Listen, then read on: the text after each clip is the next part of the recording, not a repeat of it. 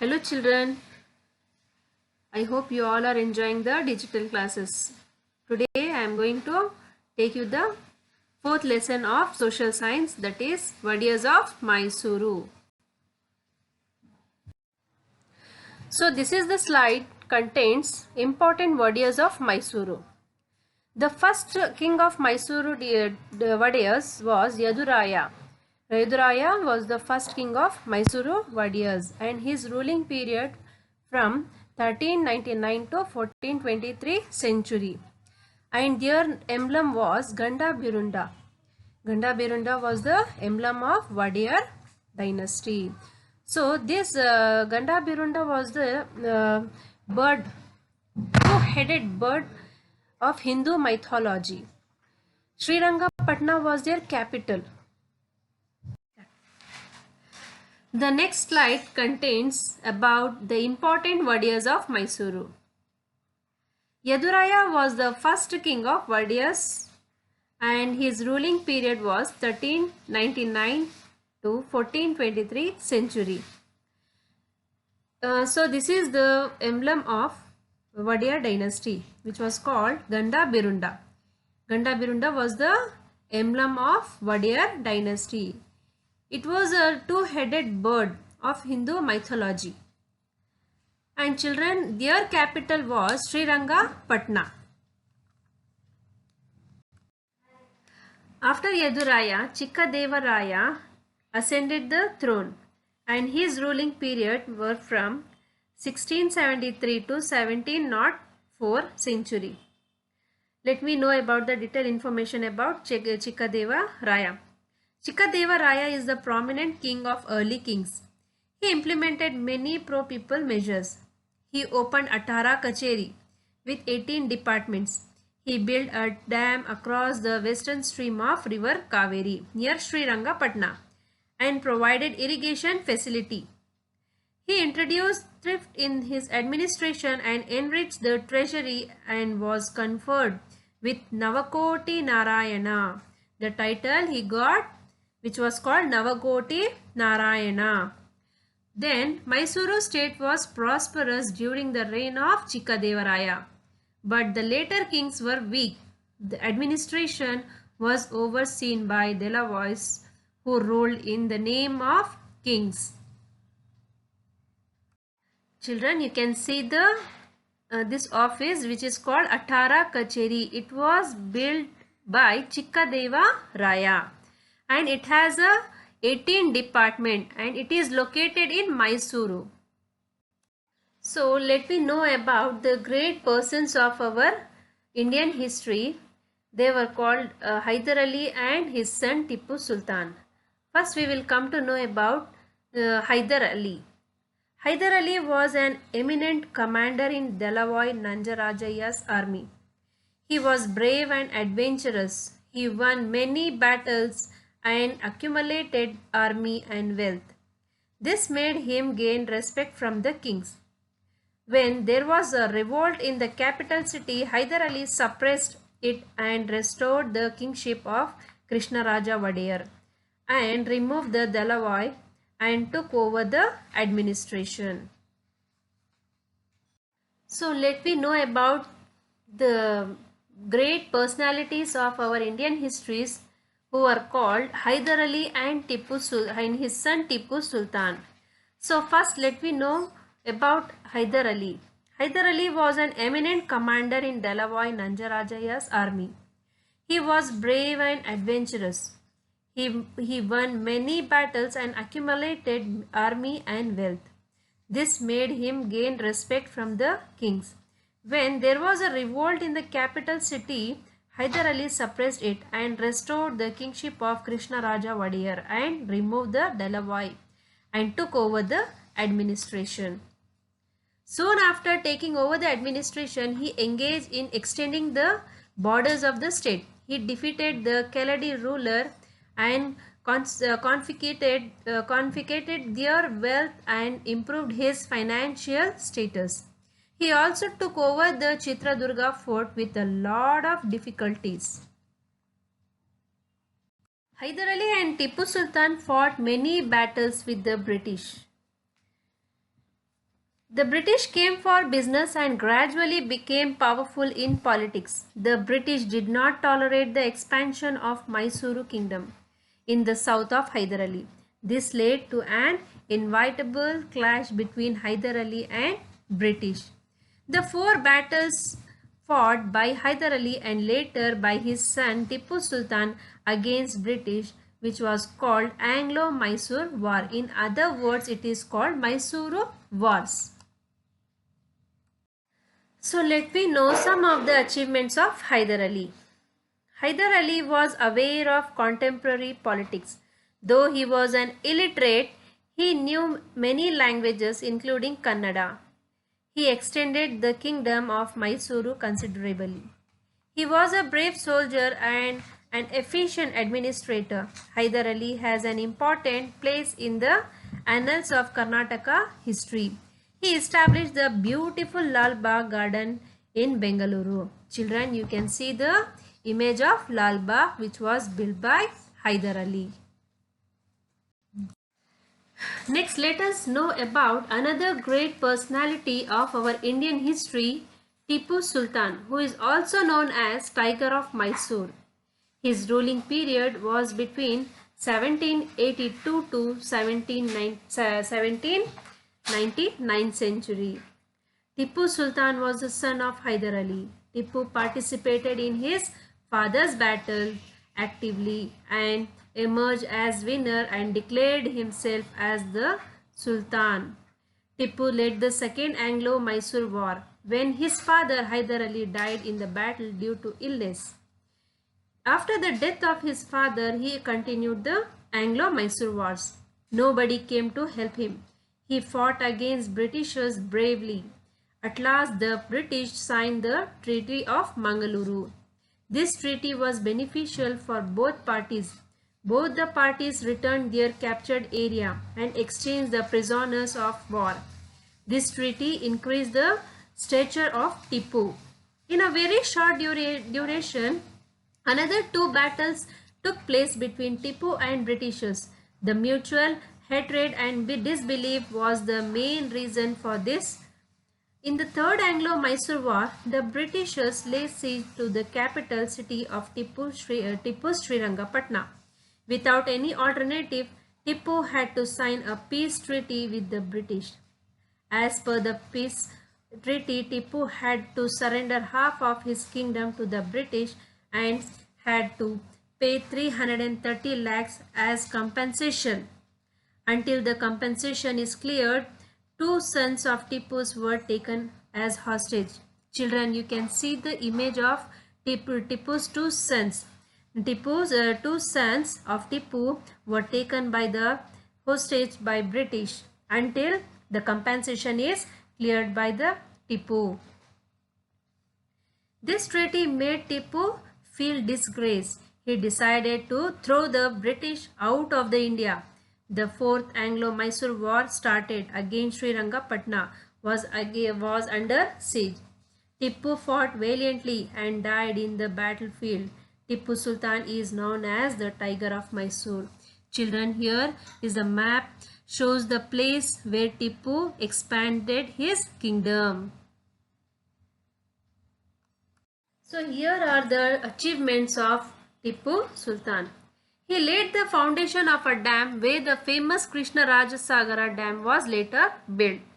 He completed the project of Lal Bagh started by his father and built roads, buildings and ports along Kerala shorelines. He was a secular man and ruled successfully and was very positive in inter-community relations. He improved agriculture and industry, promoted trade and commerce. He helped farmers by giving loans which could be repaid in easy installments. He put a lot of efforts to enrich his kingdom. He popularized sericulture in the state. He modernized his army with the help of French. He molded gun in Srirangapatna. He masters the technique of launching rockets. He sanctioned grants to many Hindu temples and gave gifts to Sringeri Mutt. The tomb of Hyder Ali and the Juma Masjid were great construction finished by Tipu Sultan. So children, here are some of the architectural contributions of Tipu Sultan. So first image is, you can see this is Bengaluru Palace, which is also known as Summer Palace. Next to it, this is called Darya Daulat Bagh, which is located in Srirangapatna. And this is the image of the tomb of Hyder Ali, which is also known as Gumbaz. And the Jummah Masjid was one of the greatest architectural contribution of Tipu Sultan. The minarets of this masjid are known for their beauty. He established royal mint at the Srirangapatna and Mysuru. The dam was constructed to build KRS dam was given by the idea Tipu. Later Sri Vishweshwaraya built the dam during the period of Krishnaraja Wadiyar. Now about the another Wadiyar king who was called Krishnaraja Wadiyar III, and his ruling period from 1799 to 1831 century. The period of wars ended with the fall of Tipu Sultan. The British took over the Mysuru state and divided into 4 parts among Marathas, Nizam and themselves. The remaining one part was returned to Mysuru Wadiyars. Krishnaraja Wadiyar III was brought to power. Since Krishnaraja Wadiyar III was only 5 years old boy, Purnaya was appointed as a Diwan of Mysore, as they felt that Krishnaraja Wadiyar III did not properly suppress the revolt of Bidanuru of Shivamogga. They dethroned the king and brought the administration of Mysuru under the commissioner, who was Makaban. Slide is about Chamaraja Wadiyar X, and his ruling period was from 1881 to 1894 century. In 1881, British handed over the administration of the state again to Chamaraja Wadiyar X. This is called Punardana. Rangacharlu, C. Rangacharlu and K. Sheshadri Iyer ruled as Diwans under him. In 1881, People Representative Assembly started functioning. Slide is give the informations about Nalwadi Krishnaraja Wadiyar and his ruling period from 1902 to 1940 century. Chamaraja Wadiyar X died in Calcutta while he was on a visit. Nalwadi Krishnaraja Wadiyar ascended the throne as his successor in 1895, and he was only 11 years then. The administration was run by his mother Ninjamani. His direct rule of Nalwadi started from 1902. He was well educated and laid a firm foundation for a modern state. During his long reign, he was visionary and had a soft corner for the welfare of the downtrodden. He formed Miller Commission in order to ensure the participation of all sections of the society in the administration. Here are some of the achievements of Nalwadi Krishnaraja Wadiyar. He gave 371 acres of land and 5 lakh rupees grants to J.N. Tata to start a science institution in Bengaluru. In 1907, Legislative Assembly was established. This enabled people to discuss their problem through their representatives. He built KRS Dam and developed agriculture in the state. The present Mysuru Palace was completed in 1910 during his period. The Mysuru Economic Conference was started in 1911. He passes the order that backward classes should get special representative in government services. He gave voting power to women for the first time.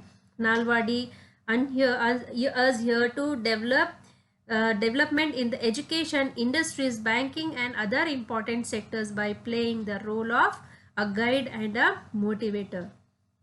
He appointed talented divans who could translate his vision into reality. Among them, Sir Vishweshwaraya and Sir Mirza Ismail are very important.